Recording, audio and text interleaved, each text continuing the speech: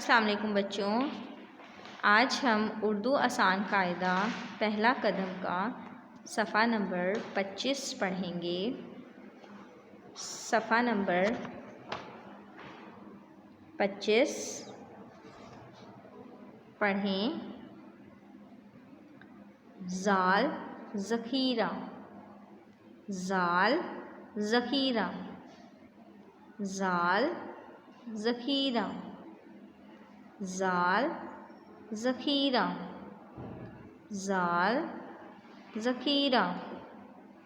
चलें बच्चों, पेंसिल फेरें। ज़ाल ज़ख़ीरा, ज़ाल ज़ख़ीरा। नुक्ते में रंग भरें। ज़ाल ज़ख़ीरा, ज़ाल ज़ख़ीरा, ज़ाल ज़ख़ीरा, ज़ाल ज़ख़ीरा, ज़ाल ज़ख़ीरा। दोबारा पढ़ें। ज़ाल ज़ख़ीरा, ज़ाल ज़ख़ीरा, ज़ाल ज़ख़ीरा, ज़ाल ज़ख़ीरा।